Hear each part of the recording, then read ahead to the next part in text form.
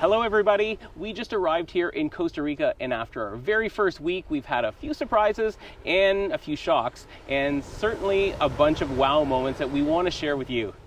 Yeah, really, from the heat here and the humidity, the grocery prices, the wildlife, the roads and the driving, and even just like how safe we felt. We just wanted to share that all with you so that you know exactly what Costa Rica is sort of like if you're arriving for the first time. And check out that view behind us. Pretty awesome. Not a shock.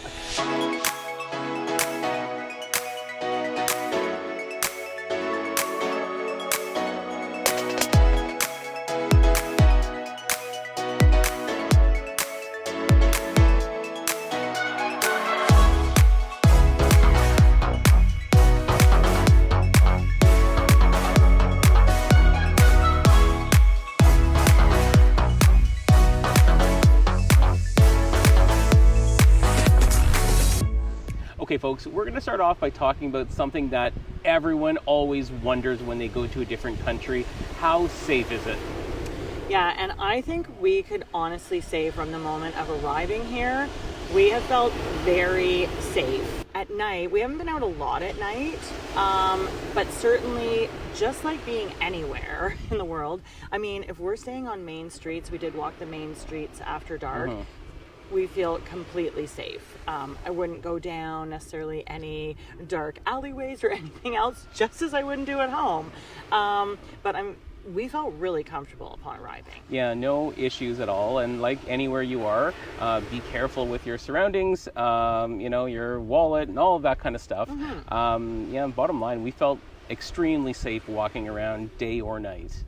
And the other thing that's kind of related to safety, I guess, is like, when you get scammy vibes, and especially in a beach scenario like we have here, where you get people maybe like hounding you a bit on the beach, they don't. We have definitely been approached to buy bracelets or massages, but we have just said, no gracias, or taken someone's card for the massages, and they're quite happy with that, and they're very friendly about it. They just sort of talk to you and have a good day, so that doesn't feel sketchy at all. No, we've certainly been to some areas where they don't take no the first time very well, but here you say no gracias, like Jan said, and that's it. Yeah, they seem super chill. Okay guys, the other thing that, although you're expecting it, is still shocking, especially when you get off the plane from Canada in November, is the heat and the humidity.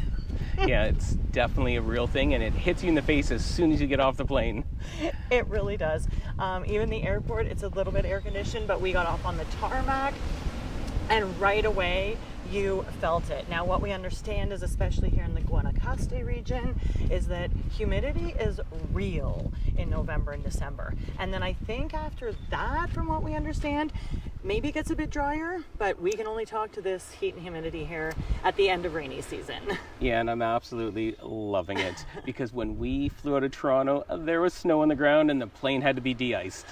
But honestly, sweat is a real thing. Like, we go for a morning walk when we can still get quite a bit of shade and it is cooler, and we come home and have to completely change, and I generally hop in a cold shower right away or in the pool. No, for sure. And the air conditioners are definitely working overtime in the units. Yeah, so do not worry about bringing your warm clothes or anything like that. Bring literally the most cool, breathable, dry Nike Air wear that you can have, and just expect to sweat. Maybe dark colors to sort of hide that a little bit. I'm sure you're going to see us throughout this film continue to have the sweat build, and you'll see it. And possibly Jan's hair poofing up with the humidity. It's the humidity. But we love it, but just be prepared. For sure. Okay, so the third thing we're going to talk about, which I guess we did expect, but it just sort of really hit us when we arrived, is just the pace of life and how slow and relaxed, and there's like no stress. It's pura vida, baby. Yeah, no, it really, really is. Yeah, like even if you're driving or you're in a taxi or whichever, somebody might stop in the middle of the road and people just stop behind them. There's no honking. People just sort of wait. And it's actually just really, really cool. And Yeah, sometimes it's literally 2 cars stop and it's just 2 people talking, like the drivers chatting with each other, and nobody honks. Everybody just waits for them to have a little chit chat, and you wait, and then everybody goes on their way. Yeah, it like forces you just to slow down and enjoy life in a good way.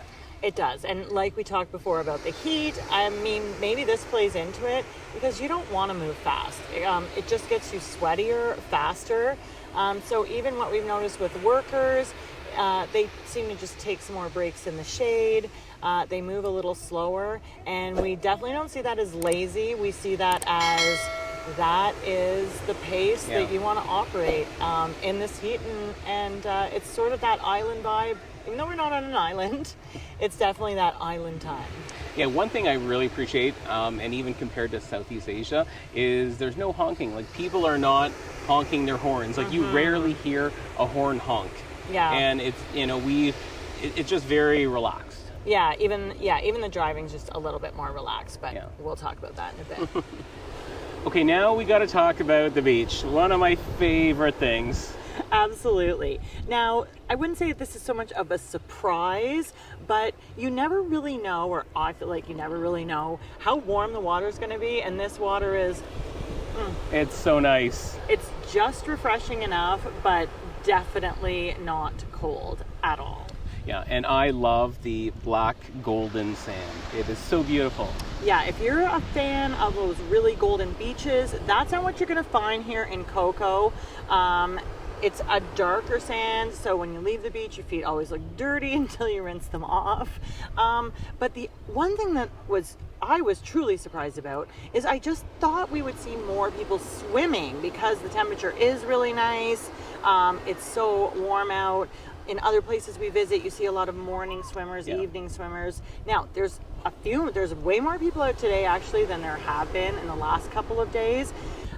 The other thing is there are sunsets here, so we'll bring you some footage of that.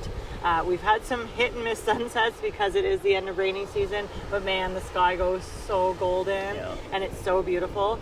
And I am so pleasantly surprised that this is a super walkable, beautiful beach to walk when the tide's out. For sure. Like, we've been walking this every morning. It's been great. Yeah, it's super firm. It's very long, and it's very accessible from several different points. So, if you're staying within a couple blocks of the beach, you're going to be able to find beach access very easily and just walk the whole thing. So I think we did it the other morning, and we didn't do the entire beach, but we did a there and back 5K. Yeah, that's so pretty good. It's like a perfect morning walk. I was a little surprised, and I'm going to have to look here at Coco, but definitely we were over at Ocotal, which is 5 minutes from here, the next beach and bay over, and there were signs for riptides, so it is the Pacific, so maybe not that surprising, but I guess I was slightly surprised about that it, it could be maybe risky to swim under certain conditions, so just be a good swimmer or, take that into your own hands. There are no lifeguards on the beach here in Coco. Or you can just lay on the beach like I like to do, because I'm not much of an ocean swimmer. That's right, and go back and swim in your pool. Another thing that has been a pleasure to find out is just how walkable Coco is. Yeah, like it really, really is. There's hardly any hills, which is fantastic. Yeah, very flat. Lots of sidewalks, even as we say that we're not really on one, but as you can see, the street isn't terribly busy. And it's not like a death walk like you do in Vietnam or Thailand. No, like people slow down, people stop. Walking here is very enjoyable. Crossing the road, easy. There are crosswalks. People have respected them a few times and stopped for us. Yeah. So if you have mobility issues, like anywhere else, you do have to watch for some bumps or missing parts of the road. But in general, very walkable, flat. So definitely not a concern. Yeah, for sure. And all of the shops here in Coco are all sort of concentrated in the same little area? Yeah, sort of on one main street. So once you hit that main street, you can just walk up and down and everything is there. And if you don't want to walk on the beach, because we mentioned how walkable the beach is, there's actually a boardwalk up off the beach that's flat, completely flat, paved part of the way, then turns to very, sort of hard gravel, but super easy to walk. And again, you can go quite a distance on that. So that's been awesome because we love using our feet to get around. Yeah, and you might be able to tell right now the sun is really shining, and we're starting to glisten here. Yeah, that we are. Woo. Okay, so let's talk about something else that's actually surprised us here in Coco. Driving is not as crazy as I thought it might be in like Central America. No, definitely not. And as you can see, we're not in a car. One of the, I wouldn't say the main modes, but preferred modes of transportation here, at least in Coco Beach, is a golf cart, and that's what we have today. Yeah, so lots of people are driving these around. They're very accepted on the roads. They are all licensed and everything else. But there's tons of speed bumps. We're coming up to one now.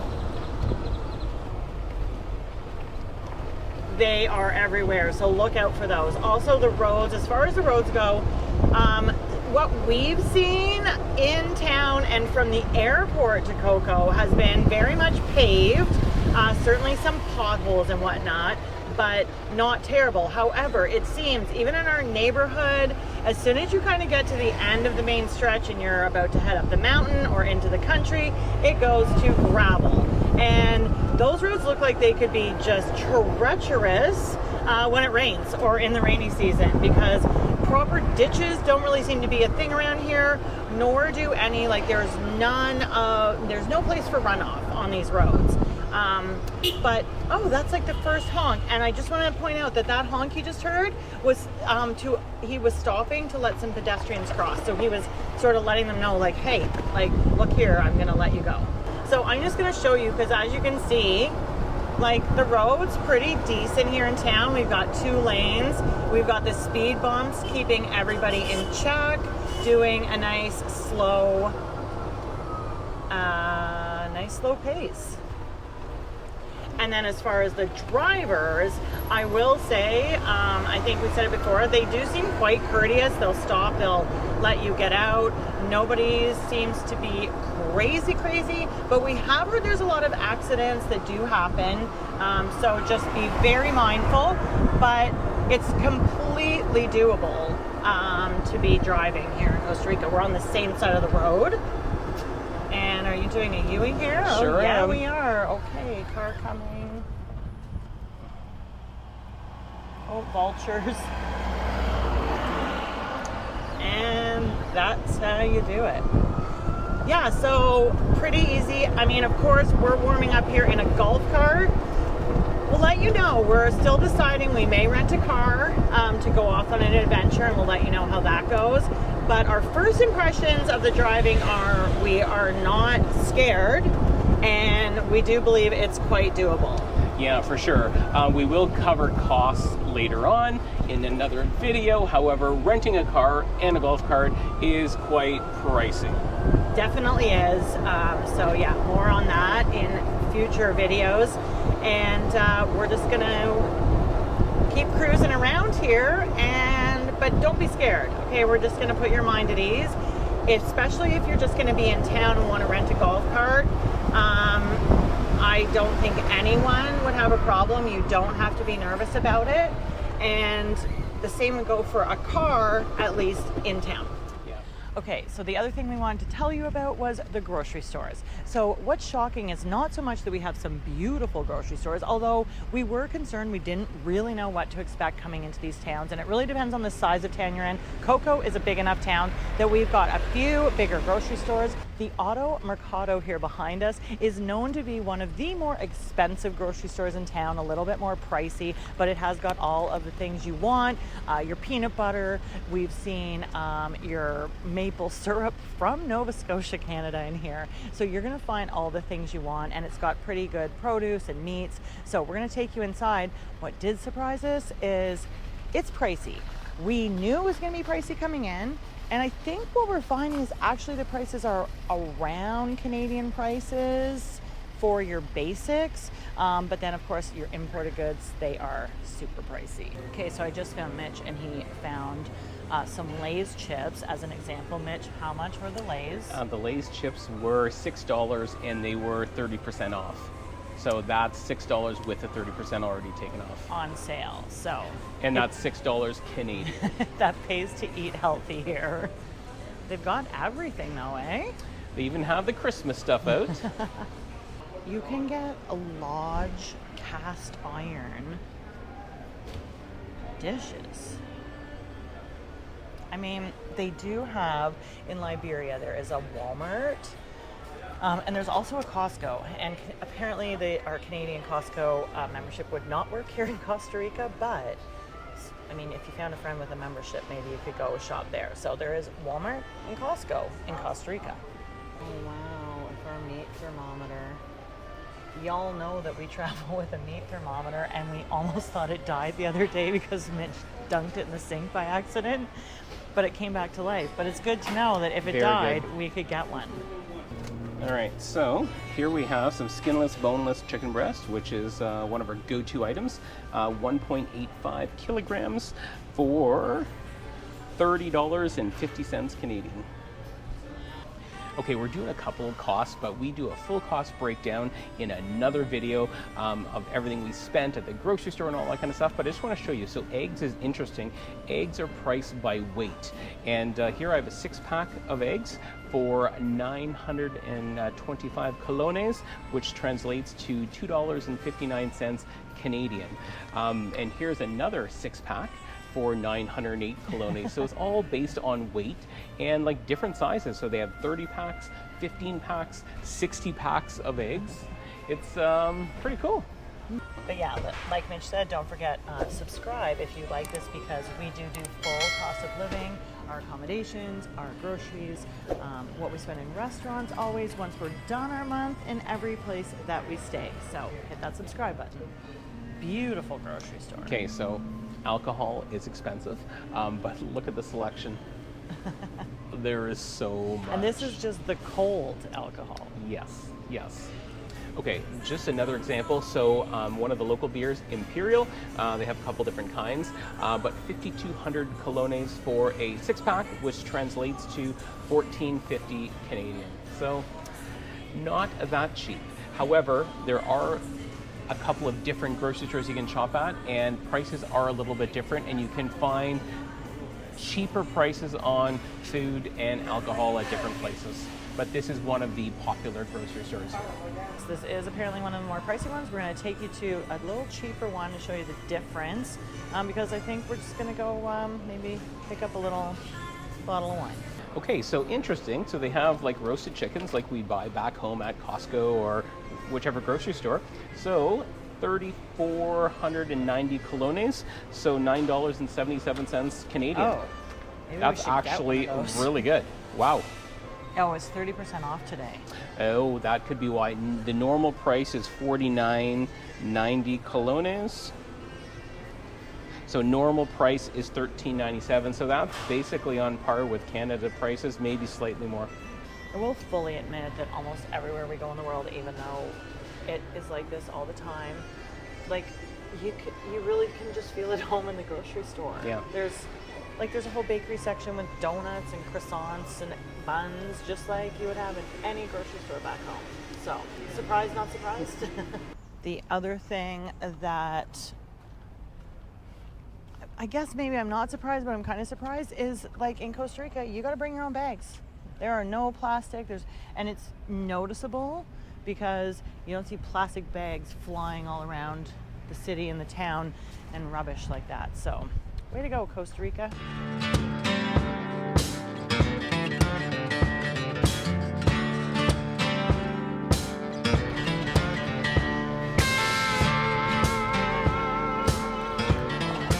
Okay, so now we're in the New China grocery store. So for any of your canned goods, dried goods, and alcohol, this is the place to go. As you can see, not as fancy of a grocery store. So, I mean, I'm grabbing a cucumber today, but we don't buy our meat or our veggies here generally. But alcohol, definitely cheaper. And if you're into canned goods, things are cheaper at this. So always shop around. Okay, guys, so the next thing that has surprised us here is the nature, which shouldn't be surprising because we're in Costa Rica.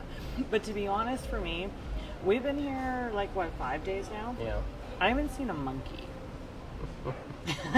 Mitch is laughing at me because he's like, well, people have told us they're in town, but I haven't seen one. Yeah, well, we met some people that literally live a 2-minute walk from our place, and they've heard the howling monkeys multiple times. We just have not yet. I don't know how we wouldn't have heard them too, but anyway. Now, that being said, it is very lush and green, and we've seen iguanas, we've seen beautiful birds. What else? If we just want to talk about the birds, so my dear Janet here now has a birding app on her phone, and whenever she hears a bird that she hasn't heard before, she literally pulls out her phone as fast as she can, and she holds it up in the air so she can record the bird sound to see what kind of bird it is. Okay, I know that I have some bird lovers out there and some birders. Get this app. It's like Merlin something Cornell Lab. It's amazing. You can take pictures of birds and it will identify it. You can record the sounds of birds and it'll tell you what you're hearing. It is fun. So especially here in Costa Rica, obviously, I've gotten some new birds that I found. So I'm loving that and loving how lush it is. Again, we're here just after they don't call it the wet season, they call it the green season. And so everything is lush and all the flowers are popping out, and so it's super beautiful. Yeah. So not to be surprised if you come to this Guanacaste region, because apparently as the season goes on now, like as you get into January, February, March, it does not rain and it starts to get very dry and it gets way less lush looking. And I think for me coming to Costa Rica, I would have been surprised to land and see not lush greenery. Right. But apparently that is the way it can be. The other thing that I maybe was not thinking about because I was just excited about coming to Costa Rica was that sometimes there's good nature and then there's the not, I don't want to, that sounds judgy, but there's some other nature here, which are the, creepy crawlies and the other things that make up the ecosystem that you might be worried about. Things that you don't want in your apartment. Or on your patio. Yes. Or rustling in the bushes as you walk past. No, but honestly, there's nothing to really be scared of. There's not too many things I think that can kill you here if you're, in town. Right. They have poison dart frogs and they have some poisonous snakes. But we haven't seen a single snake. There are supposed to be scorpions as well, but just to know, we've not seen a scorpion, and scorpions don't kill you. They might sting you like a bee, we understand, but you're not going to die.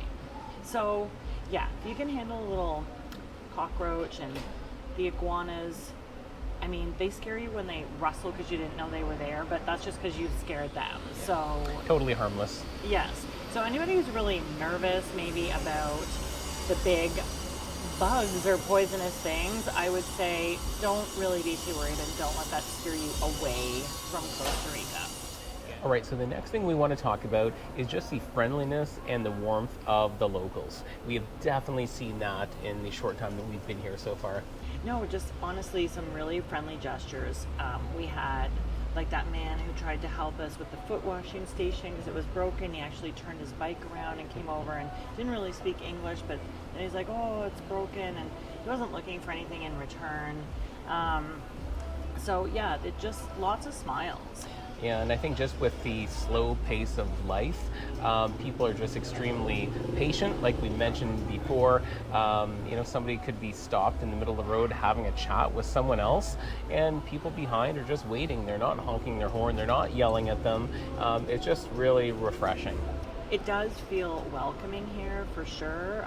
There seems to be a nice mix with the expats and the locals and the visitors. So that is one thing that is always nice. We, sometimes we're going to a new country and we don't know how we're going to be welcomed, and I feel quite welcomed here. No, most certainly. And the other thing that I think we sort of knew, but I'm going to say maybe surprised us even a little more, is the amount of expats, the amount of Canadians that we have met, that we have seen, that we have heard about. Yeah. It's like, holy moly, there's a lot. Yeah, so that expat community is strong here. You will not go a day without running into other Canadians, Americans. and they seem to have a cool community. There's quite a few of them that actually live here now, or at least live here part-time, or Snowbird here. And we've already been told, we've met a bunch of people. We've been invited to things, and we've only been here a few days.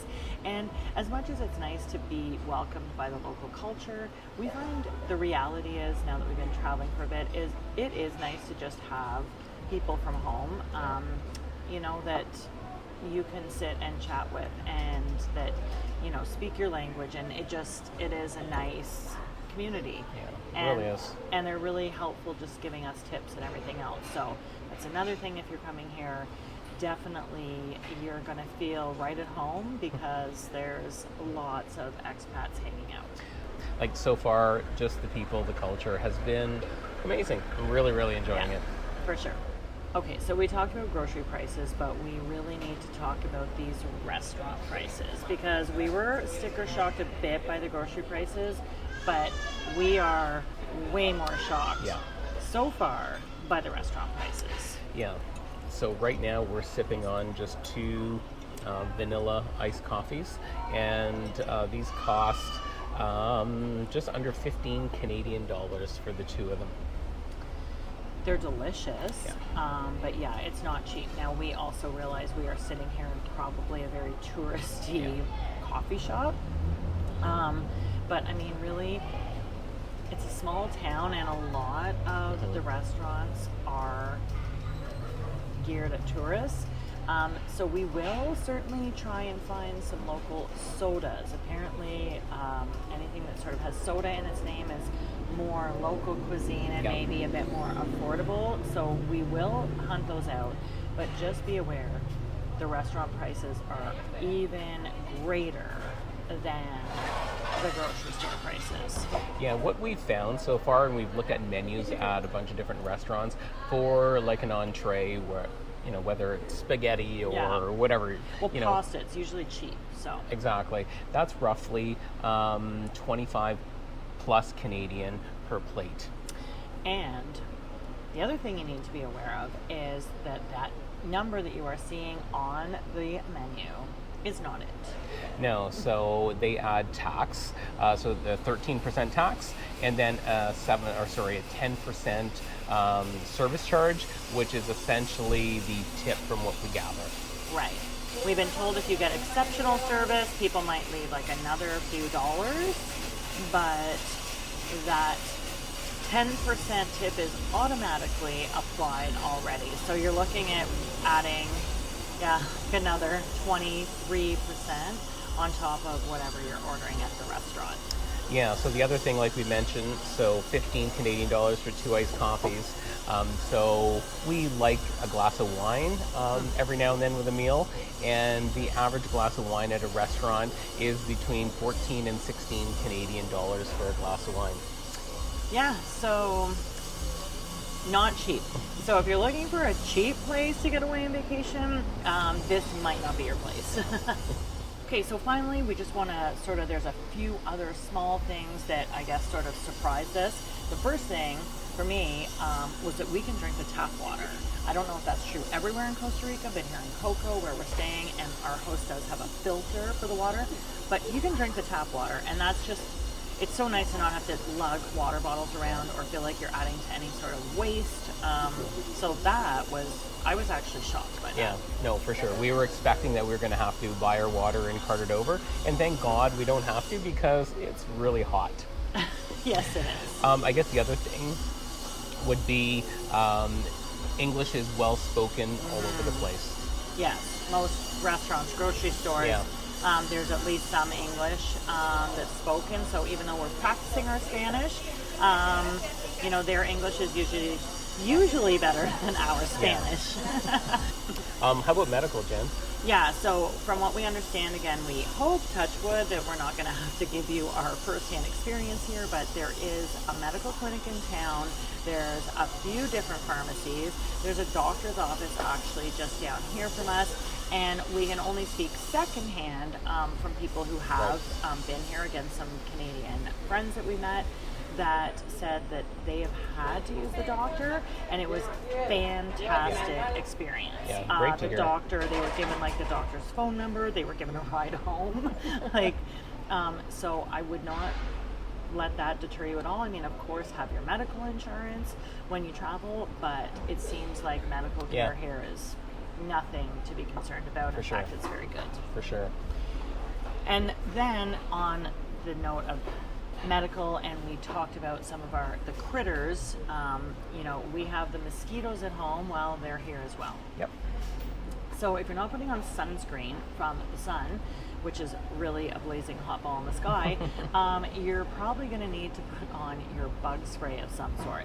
The mosquitoes here are much smaller than the mosquitoes in Canada, but they are just as feisty. Yeah, most definitely. And what we've learned is dengue fever is a real thing here, so we don't really want to mess with that. So you probably want to make sure you bring your bug spray. We didn't. We had to buy it here. It's a little expensive. It's a little expensive, but you know what? Not a lot much more. That's good English, Mitch. It wasn't much more expensive than Canada, actually. So. Yeah. But just do protect yourself. There are signs that we've seen in town, even just saying to, you know, dump any standing water.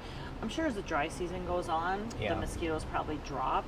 But yeah, if we're sitting around dusk, or if it clouds over just after a rain especially, if you're sitting in the shade, you're likely going to have those little mosquitoes, and they're actually hard to see sometimes. Extremely. They're so small, but man, they'll get you. For sure. And I think for me, one of the big things is how clean it is. At least in this area in Coco, it's extremely clean. And a lot of times it's just right on that main touristy street will be clean, but the beach is clean. Yeah. Obviously, you always get some spots, but it seems the garbage is collected on a regular basis. Yeah, for sure. I think that might be just about it, Jen? Yeah, so that's our first impressions of Costa Rica. I mean, we've been here less than a week. We are absolutely loving it. We're certainly adjusting to the heat and the restaurant prices. Yes. But no, we can't wait to bring you more in this series. Do leave us any comments or questions you have below, or if there's things that you want us to find out or tell you about. We read and respond to all of our comments, so please do that. Yeah. And if you like this video, thumbs up, please. Give it a like. Subscribe if you haven't. You know, we have a bunch more Costa Rica videos coming your way. And we do. Appreciate you guys watching. So until next time, cheers and happy travels.